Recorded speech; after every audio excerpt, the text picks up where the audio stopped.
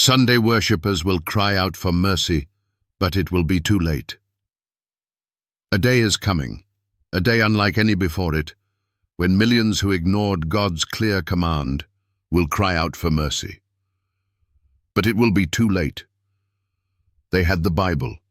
They had the truth. They heard the warnings.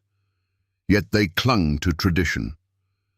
They worshipped on Sunday instead of the Sabbath, even though Scripture was crystal clear. This is not a message of hate. It's a final plea of truth, because silence is deadly in the face of deception. Exodus 20:8-11 KJV says, "Remember the Sabbath day to keep it holy. The seventh day is the Sabbath of the Lord thy God." God didn't ask for your opinion. He commanded obedience. And yet, the majority of churches teach Sunday worship, a day God never sanctified, never blessed, never called holy. There is no verse, none, in the entire Bible where God changed the Sabbath to Sunday. Not one verse where Jesus or his apostles kept Sunday holy. Luke 4:16 KJV shows Jesus kept the seventh-day Sabbath as his custom. Acts 17:2 KJV shows Paul kept the Sabbath as well. So where did Sunday worship come from? Not God, not the Bible. It came from Rome. In 321 AD, Emperor Constantine, a pagan sun worshipper, issued the first Sunday law. Later, the Roman Catholic Church claimed full authority to change God's law. The Convert's Catechism of Catholic Doctrine boldly states, Q. Which is the Sabbath day? H. Saturday is the Sabbath day. Q. Why do we observe Sunday instead of Saturday? A. Because the Catholic Church transferred the solemnity from Saturday to Sunday. This was not based on the Bible. It was based on human authority. And most Protestant churches, without even realizing it, follow that same tradition. But Jesus warned us. Mark 7:7-9, KJV.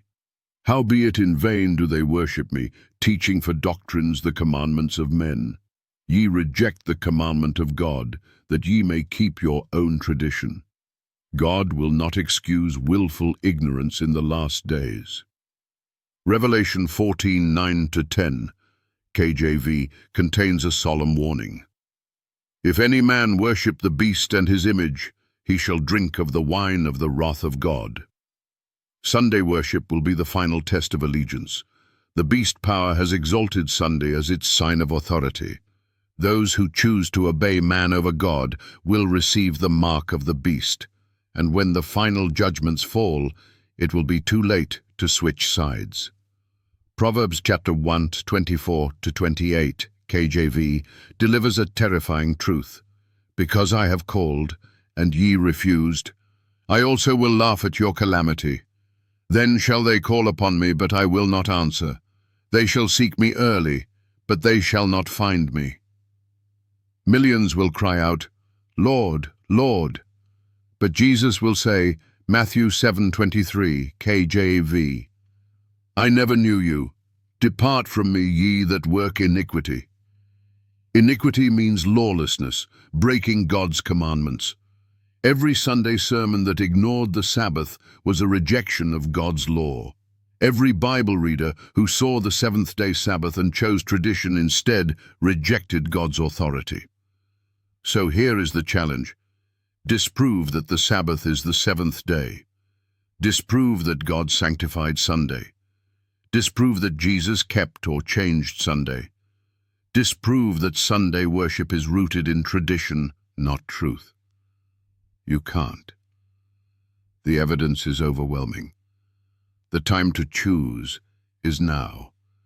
When the plagues fall, when probation closes, when Christ returns in glory, it will be too late to change sides. Don't wait until you're crying out for mercy on a Sunday, only to realize God never blessed that day. Blessed.